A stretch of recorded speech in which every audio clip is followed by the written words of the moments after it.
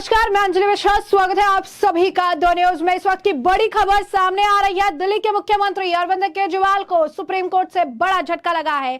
आज अरविंद केजरीवाल की जमानत याचिका पर सुनवाई चल रही थी और इस दौरान सुप्रीम कोर्ट में लंबी दलीलें दी गई। ईडी ने कई सारे खुलासे भी किए, लेकिन इसके बावजूद अब अरविंद केजरीवाल को राहत नहीं मिली है, क्योंकि अरविंद केजरीवाल की जमानत पर कोर्ट द्वारा फैसला सुरक्षित रख लिया गया है। यही नहीं, अब इस मामले की अगली सुनवाई 9 तारीख को की जाएगी। बता दें आपको कि पहले कोर्ट ने एक बात कही थी और वो ये बात ये कही थी कि चुनाव को देखते हुए अरविंद केजरीवाल को जो है हम जमानत या अंतरिम जमानत देने के बारे में सोच सकते हैं। जिसके बाद सभी की निगाहें जो है आज की सुनवाई पर टिकी हुई थी कि शायद आज अरविंद केजरीवाल को राहत मिल जाए।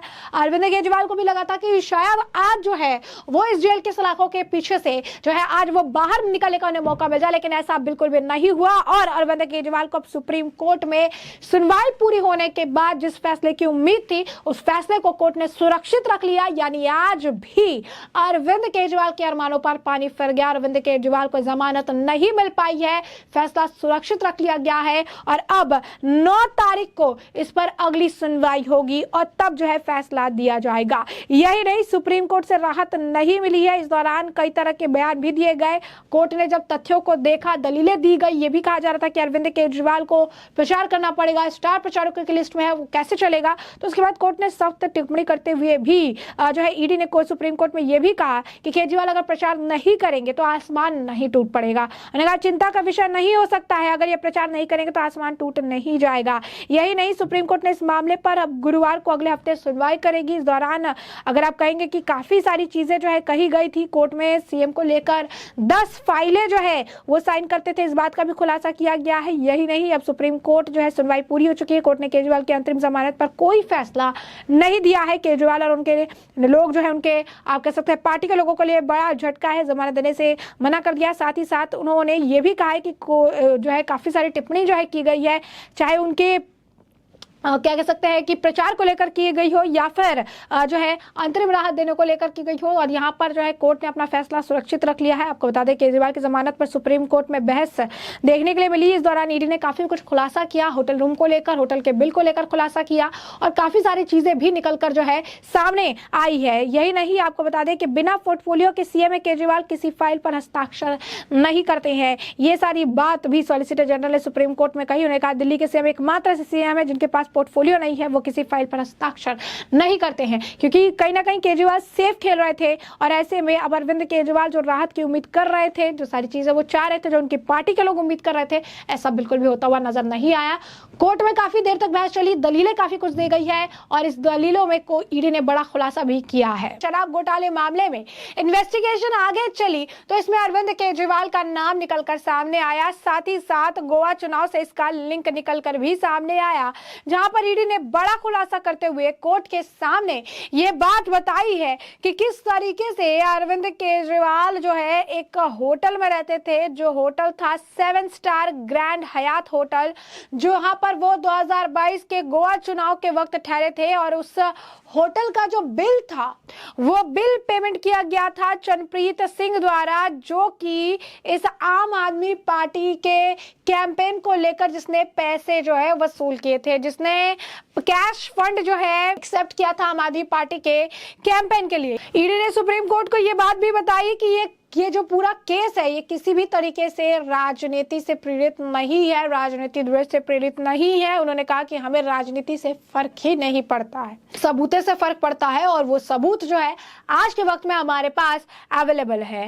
उन्होंने कहा ये जो बातें हैं additional solicitor general SV Raju कहते नजर आए। उन्होंने कहा कि स्टार्ट में अरविंद केजरीवाल तो हमारा फोकस थे ही नहीं, लेकिन ईडी जो है वो इस रोल में जो है जितना ज्यादा इस मामले का इन्वेस्टिगेशन वो करती रही, जितना ज्यादा इस मामले में तह तक वो जाती रही, उतना ज्यादा जो है अरविंद केजरीवाल का नाम इस मामले में साफ होता नजर आया। बता दें आपको ईडी के इस खुलासे के बाद लोग भी तमाम तरीके के कमेंट कर रही हैं। उन्होंने कहा कि अरविंद केजरीवाल ने बड़ा घोटाला किया है, अरविंद केजरीवाल जल्दी जेल से बाहर नहीं आने वाले हैं। कुछ लोग ये कह रहे हैं कि अरविंद केजरीवाल ने जिस तरीके से इस पूरे मामले में जो है नगदी खाई है, जिस तरीके से अरविंद केजरीवाल पर आरोप लग रही है, अरविंद केजरीवाल को भी लंबा समय जो है तिहाड़ जेल में बिताना पड़ेगा। उसके बाद आपको बता दें कि एक और व्यक्ति जो है इसी तरीके से लिख रही हैं कि लगता है केजरीवाल ने कुछ बड़ा कांड किया है, ये बहुत लंबा टाइम जेल में रहेगा, he will not get bail this time. तो लोगों का तो ये भी कहना है कि इस बार भी उसे जमानत नहीं मिलेगी, क्योंकि सबूत जो है काफी ज्यादा। आपको बताया कि हमने दोनों तरफ से जो है बहस चल रही थी, अरविंद केजरीवाल की तरफ से भी वकील अपीयर है, ईडी की तरफ से भी अपीयर है। वैसे में सुप्रीम कोर्ट में दिल्ली शराब नीति से जुड़े मनी लॉन्ड्रिंग के मामले में ईडी द्वारा की गई गिरफ्तारी को चुनौती देने वाली दिल्ली के मुख्यमंत्री केजरीवाल की गिरफ्तारी पर आज सुनवाई जो है शुरू हो चुकी है।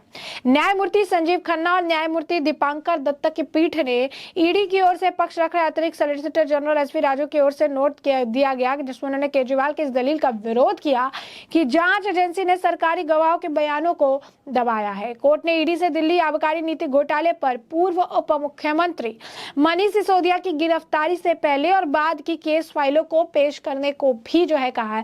यानी मनीष सिसोदिया को 1 साल से लंबा समय जो है वो अब तिहाड़ जेल में हो चुका है। वो इस पूरे मामले में यानी दिल्ली शराब घोटाले मामले में उन्हें मुख्य साजिशकर्ता बताया गया था। गिरफ्तारी उनकी हुई थी, उसके बाद कई सारे और पोल खुलते गए, बड़े और नेताओं का नाम इन्वॉल्व होता रहा, फिर आखिरकार जो है किंग पिंग यानी अरविंद केजरीवाल के इस मामले में गिरफ्तारी हुई। अब कोर्ट ने जो है मनीष सिसोदिया की गिरफ्तारी से पहले और उसकी गिरफ्तारी के बाद के जो भी डॉक्यूमेंट्स है, जो भी फाइल है, उसे सबमिट करने की बात जो है कही है। यही नहीं, आपको बता दें कि कोर्ट ने ईडी से केजरीवाल की गिरफ्तारी के से पहले की केस फाइलें भी जो है वो मांगी है। उन्होंने केस फाइलें वगैरह जो है वो सारी चीजें प्रोवाइड कराने के लिए की है। सुनवाई के दौरान ईडी की तरफ से एसवी राजू ने पहले बोलना शुरू किया। एसवी राजू ने कहा कि इस मामले में हवाला ऑपरेटर के माध्यम से 100 करोड़ रुपए का नगद लेन देन हुआ था। कोर्ट ने एसवी राजू से पूछा कि 100 करोड़ की रिश्वत 2 सालों में 1100 करोड़ रुपए कैसे हो गए। इस पर राजू ने कहा कि इससे शराब कंपनियों ने 900 करोड़ का मुनाफा जो है कमाया था। एसवी राजू ने बताया कि तथ्यात्मक रूप से बयानों में कोई विरोधाभास नहीं है, उन्हें याचिकाकर्ता के पक्ष में नहीं माना जा सकता। उन्होंने कहा कि सीआरपीसी की धारा 164 के तहत दिया गया बयान मजिस्ट्रेट के समक्ष दिया गया एक स्वतंत्र बयान होता है। जस्टिस संजीव खन्ना ने ईडी से पूछा कि इस मामले में सबसे पहले किसी सरकारी अधिकारी की गिरफ्तारी कब हुई थी, जिस पर जवाब दिया एसवी राजू ने और कहा कि पहली गिरफ्तारी जो है वो 9 मार्च को हुई थी। जस्टिस संजीव खन्ना ने ईडी के वकील एसवी राजू की दलीलों पर सवाल किया कि जिन बयानों के हवाले से आप जो कह रहे हैं वो सम्मत, आपकी कल्पना भी हो सकती है कि कमबैक दिया गया है। इस पर एसवी राजू ने कहा कि हम अपनी जांच को इन बयानों के आधार पर आगे बढ़ा रहे हैं, हमें उसमें कामयाबी भी मिल रही है। सुप्रीम कोर्ट ने ईडी से केस की फाइल मांगी और इसके साथ ही ECIR रजिस्टर्ड होने तक शरद शेट्टी की गिरफ्तारी और मनीष सिसोदिया की गिरफ्तारी के पहले और गिरफ्तारी के बाद के दस्तावेज जो है वो भी कोर्ट ने ईडी से स्पष्ट किया है कि वो भी उन्हें चाहिए। सुप्रीम कोर्ट ने अरविंद केजरीवाल गिरफ्तारी से पहले की फाइल भी ईडी से मांगी है। सुप्रीम कोर्ट ने कहा कि 2 सालों से जांच चल रही है, ये किसी भी जांच एजेंसी के लिए सही नहीं है कि 2 सालों तक जांच जो है चलती रहे। जस्टिस संजीव खन्ना ने ईडी से पूछा कि क्या राजनीतिक कार्यकारिणी भी नीति बनाने में शामिल थी। कोर्ट ने कहा कि हमारी चर्चा का दायर ईडी की धारा 19 के कार्यान्वयन तक है। क्या केजरीवाल की गिरफ्तारी में धारा 19 के प्रावधानों का पालन किया गया या नहीं, आप इस बारे में कोर्ट को बताइए। जिसके बाद एसवी राजू ने कहा कि हमें पता चला कि केजरीवाल गोवा चुनाव के दौरान गोवा में एक 7 स्टार होटल में रुके थे।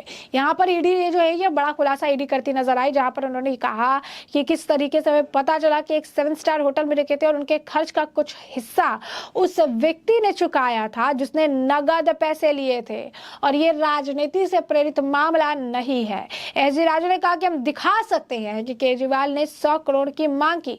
शुरुआती चरण में केजरीवाल पर ध्यान केंद्रित नहीं था जब जांच चल रही थी। उन्होंने कहा कि जांच एजेंसी जो है इस चीज में ध्यान नहीं दे रही थी। शुरुआती चरण में केजरीवाल पर जो ध्यान है वो केंद्रित नहीं किया जा रहा था, शुरुआती चरण में चीजें नहीं देखी जा रही थी। उन्होंने आगे कहा कि केजरीवाल को दोष मुक्त करने वाला एक भी बयान नहीं है। अगर हम शुरू में ही केजरीवाल के बारे में पूछे लगे या केजरीवाल के बारे में जो है बयान नहीं है, अगर हम शुरू से केजरीवाल के बारे में पूछना शुरू कर देते हैं तो दुर्भावना कहा जाता है कि केस को समझने में समय लगता है, बातों की पुष्टि होने में समय लगता है। तो उन्होंने साफ तौर पर बताया कि किस तरीके से एक 7 स्टार होटल जो है उसमें वो रह रही हैं और 7 स्टार होटल में जो है किस तरीके से स्थिति देखने के लिए मिल रही है कि एक ऐसे व्यक्ति ने पूरा पेमेंट किया है, एक ऐसा व्यक्ति जो है इसका पेमेंट करता हुआ नजर आया जिस व्यक्ति के ऊपर ऑलरेडी पैसे के लेन देन की बात जो है निकलकर सामने आई है। अब सुप्रीम कोर्ट में लगातार बहसबाजी चल रही है, दलीलें दी जा रही है। अरविंद केजरीवाल जमानत को लेकर जो इस वक्त बहस चल रहा है क्योंकि अरविंद केजरीवाल ने अपनी जमानत को ही लेकर जो अपील दायर की है। अरविंद केजरीवाल को से पहले भी कई सारे कोर्ट से झटका लग चुका है, चाहे वो दिल्ली हाई कोर्ट हो, राउज एवेन्यू कोर्ट हो, उन्हें जमानत नहीं मिली है। ईडी ईडी ने कई बार ये बात कही है कि अरविंद केजरीवाल अगर बाहर जाते हैं, क्योंकि अब इस मामले में उनका नाम भी सामने आ रहा है, या मनीष सिसोदिया को भी लंबे समय से जमानत नहीं मिली, क्योंकि इससे जांच जो है प्रभावित हो सकती है। काफी एक बड़ा घोटाला है और इस घोटाले में एक ऐसा व्यक्ति का बाहर जाना जिसके पास काफी ज्यादा पावर है, पोजीशन है, ऐसे में सबूतों को भी जो है नुकसान पहुंचा सकता है, गवाहों से भी छेड़छाड़ कर सकता है। और यही कारण है कि ईडी चाहती है कि जमानत अरविंद केजरीवाल या उनके जो भी जो लोग जो इस मामले में पूरी तरीके से इन्वॉल्व है उन्हें ना मिले। अब इसी को लेकर दलील जो है लगातार चल रही है। ईडी बैक टू बैक कई सारे बड़े खुलासे कोर्ट में कर रही है, कोर्ट में अभी भी सुनवाई जारी है। तो ऐसे में देखना दिलचस्प होगा कि अरविंद केजरीवाल की जमानत याचिका को लेकर सुप्रीम कोर्ट से क्या कुछ फैसला जो है वो आता है, जिससे कि हम आपको पूरी तरीके से रखेंगे अपडेटेड। ऐसे में हमने आपको जो पूरा मामला है ये बड़े विस्तार से बताया कि पूरा मामला क्या है, किस तरीके से सुप्रीम कोर्ट में अरविंद केजरीवाल की जमानत याचिका पर सुनवाई चल रही है और दोनों तरफ से जमकर जो है बयानबाजी बहसबाजी जो है देखने के लिए मिल रही है। और अब इस मामले में ईडी ने बड़ा खुलासा भी किया है कि किस तरीके से गोवा चुनाव के वक्त 7 स्टार होटल में अरविंद केजरीवाल रह रहे थे और उसका बिल का पेमेंट जो है उस व्यक्ति द्वारा किया गया जिस व्यक्ति ने पैसे की लेन देन में इसका नाम जो है आ रहा है या जिसने इस कैंपेन के लिए पैसे लिए थे। तो ऐसे में अब इस पूरे मामले पर आपकी भी जो राय हो हमें कमेंट सेक्शन में कमेंट करके जरूर से जरूर साझा करिएगा। धन्यवाद।